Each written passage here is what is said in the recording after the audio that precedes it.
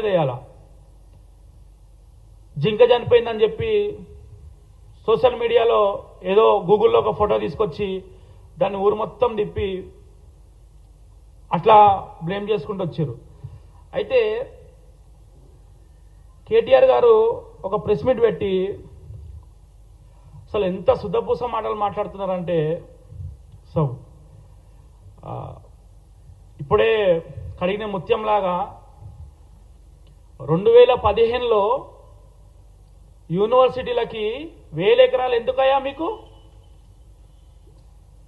1000 ఎకరాలు ఎందుకు? దేనికోసం? మీకెందుకు? చదువుకోనికి వచ్చిరా, ఇంకేమైనా వచ్చిరా అని చెప్పి ఆ రోజు ఉన్నటువంటి ముఖ్యమంత్రి గారు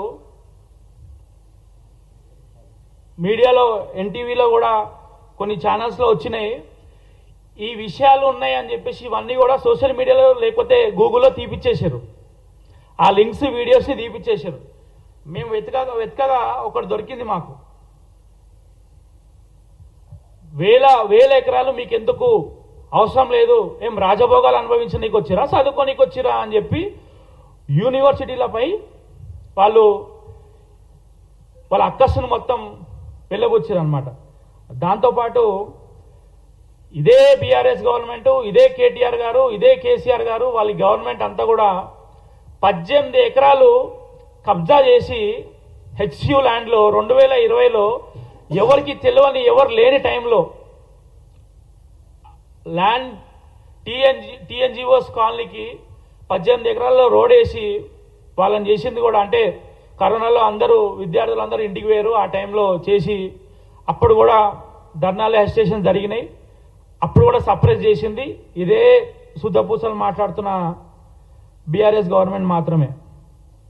ఇంకోటి, ఏదో పెద్ద ప్రేమ ఉన్నట్టు ఏదో చాలా అసలు డిఫారెస్టేషన్ మీద, పర్యావరణ పరిరక్షణలాగా పెద్ద మాటలు మాట్లాడుతున్న వాళ్ళు 12,000 హెక్టార్స్ అప్పుడే ల్యాండ్ ముత్యంలాగా వాళ్ళు 2015లో కావచ్చు. ఇక అనేక అంశాలు ఇక రాష్ట్రంలో చెప్పుకుంటా పోతే 1000 ఎకరాలు ఎందుకయ్యా మీకు? చాలా ఉన్నాయి. దాంతోపాటు సోషల్ మీడియాలో ఈ చెడ్డీ బడ్డీస్ మమ్మల్ని ఎంత బ్లేమ్ చేస్తున్నారంటే, ఎంత అంటే ఒక విలన్ లాగా చూపించే ప్రయత్నం చేస్తున్నారు. నిజం ఎప్పుడైనా కూడా నిజంగానే ఉంటుంది. ఆ నిజం ఈరోజు బయటకు వచ్చింది. అందుకే ఎన్ఎస్సీ రాష్ట్ర అధ్యక్షుడిగా ఇలా ప్రెస్ మీట్లోకి ఎందుకు వచ్చినామంటే, ఇన్ని రోజుల నుంచి ప్రెజర్ చేస్తుంటే, సోషల్ మీడియాలో ఇంత ప్రాపగండ చేస్తుంటే, సీఎం గారి మీద పర్సనల్ అటాక్ చేస్తుంటే సైలెంట్గా దాన్ని బీఆర్ఎస్ అంతా కూడా సైలెంట్గా అందరు ఎంజాయ్ చేస్తున్నారు. ఇలా వీసీ గారు వచ్చారు బయటికి ఇన్ని రోజుల తర్వాత. ఇక ప్రెజర్ తట్టుకోలేక ఎన్ఎస్ఏ ప్రెజర్ కావచ్చు, పార్టీ మాట్లాడటం స్టార్ట్ చేసిన తర్వాత ఈరోజు వీళ్ళొచ్చి యూనివర్సిటీ భూములు మనకి ఎప్పుడైతే 400 ఎకరాలు మనం ఇచ్చినామో దానికి రీప్లేస్గా మనకి ఇచ్చేసారు. మనం దానికి సంబంధించింది ఆల్రెడీ వేరే వాళ్ళకి టాటా ఇన్స్టిట్యూట్కి మనం ఇచ్చేసేసినామని చెప్పేసి ఈరోజు 12 o'clockకి బీసీ గారు స్టూడెంట్ ప్రొటెస్ట్ అవుతుంటే వచ్చి నీట్గా మెల్లగా వచ్చి చెప్తున్నారు అన్నమాట. ఇదే విషయాన్ని ఒక వారం 10 రోజుల ముందు చెప్పుంటే ఇంత పెద్ద రాదాంతం కాకపోతుండే. స్టూడెంట్స్కి ఎస్ అక్కడ చదువుకుంటున్నారు, 4-5 సంవత్సరాల నుంచి క్యాంపస్లో ఉంటారు కాబట్టి వాళ్ళందరికీ కూడా క్యాంపస్తో అటాచ్మెంట్ ఉంటుంది. మా ఆర్గనైజేషన్లో ఉన్న వాళ్ళు కూడా కొందరు ఏదో క్షణికావేశంలో కొన్ని స్టేట్మెంట్స్, యూనిట్కి సంబంధించిన వాళ్ళు క్షణికావేశంలో స్టేట్మెంట్ కూడా పాస్ చేయడం జరిగింది.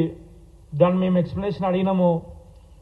ఏదో క్యాంపస్ మీద ఉన్న ప్రేమతోటి చేయాలని తప్ప ముఖ్యమంత్రి గారిని ఏదో అనాలని ఏం లేదు అని చెప్పేసి దాన్ని పట్టుకొని కూడా బీజేపీ రాద్ధాంతం చేస్తూ ఉంది. అయితే దేశాన్ని మొత్తం అమ్మేసిన